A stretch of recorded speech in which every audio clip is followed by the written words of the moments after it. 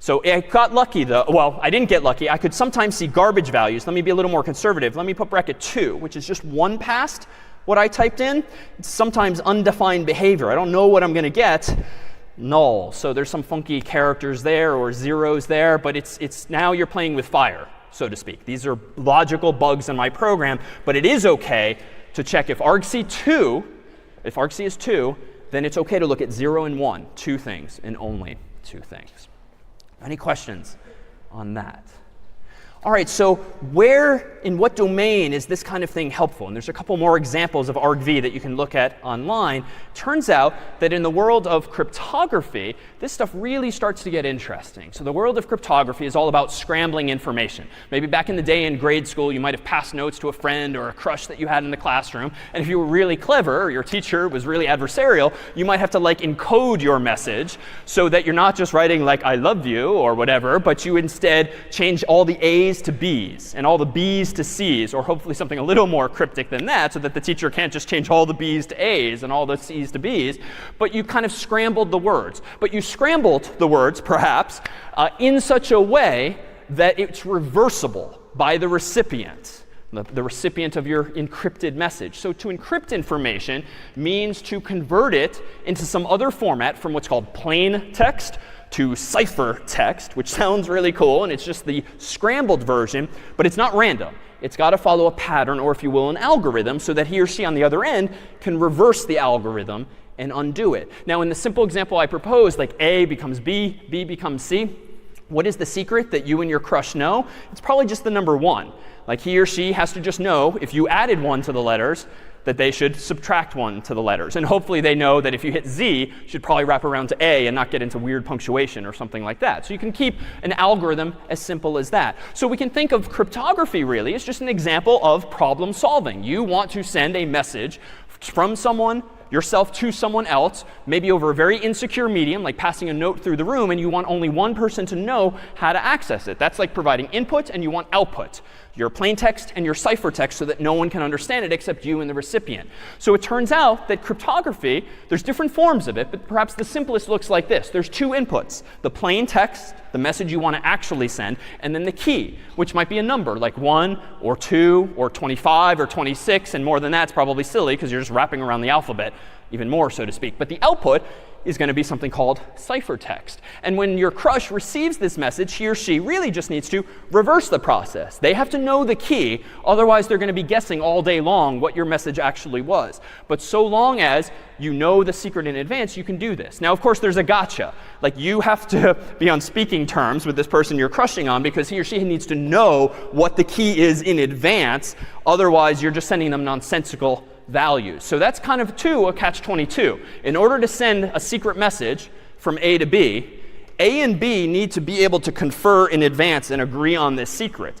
But if you need to agree in advance on a secret, why don't you just use that time to send the message directly to the person, right? So there's this disconnect. And we'll come back to this before long, because most of us probably don't know someone who works at like Amazon.com. And yet when I buy something on Amazon, I've been told all these years that it's secure. It's encrypted. My credit card, my name, and all that are somehow encrypted between me and Amazon in Seattle or wherever their servers are.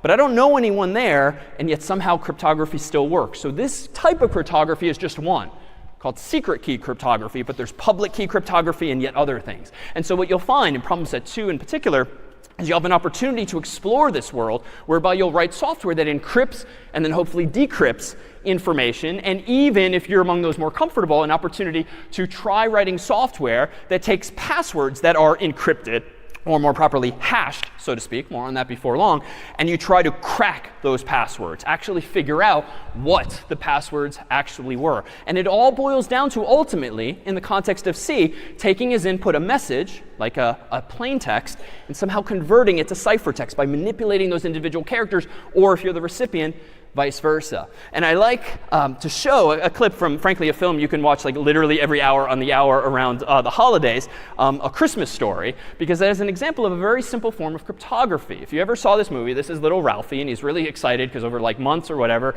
he saves up and sends in like all of these like cereal box covers or something like that, and gets back finally this secret decoder ring. And the secret decoder ring is kind of a nice mental model to have for the type of cryptography I'm proposing here, this sort of rotation conditional idea. A becomes B, B becomes C. Because if you imagine a ring that has another ring on the outside, you can kind of line up the A's and Z's, so to speak, differently. And that's what he was saving up for. So I thought we'd take just a moment to look at this clip to inspire one of the problems ahead.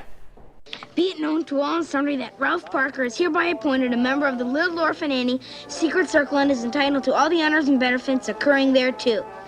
Signed, Little Orphan Annie. Countersigned, Pierre Andre. In ink. Honors and benefits already at the age of 9.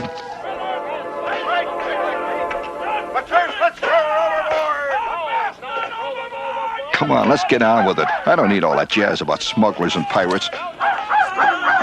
Listen tomorrow night for the concluding adventure of the Black Pirate Ship. Now it's time for Annie's secret message for you members of the Secret Circle.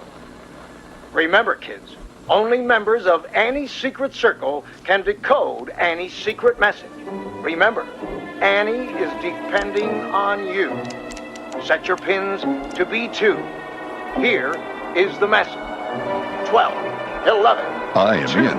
My first 8, secret meeting. 25, 14, 11, 18, 16. Oh, Pierre was in great voice tonight. 12, I could tell that tonight's message was really 21, important. 3, 25. That's a message from Annie herself. Remember, don't tell anyone. 90 seconds later, I'm in the only room in the house where a boy of 9 could sit in privacy and decode. Aha, B. I went to the next. E. The first word is B. S. It was coming easier now. U. 25. That's R. I'll be right there, Ma! Gee whiz! T. O. Be sure to. Be sure to what? What was little Orphan Annie trying to say? Be sure to what? Randy has got to go. Will you please come out? All right, Ma! I'll be right out! I was getting closer now. The tension was terrible. What was it? The fate of the planet may hang in the balance. No, Randy's got to go. I'll be right out! For crying out loud! Gee, almost there. My fingers flew. My mind was a steel trap. Every pore vibrated. It was almost clear. Yes, yes, yes, yes. Be sure to drink your Ovaltine. Ovaltine? A crummy commercial? Son of a bitch. That's it for CS50. We'll see you next time.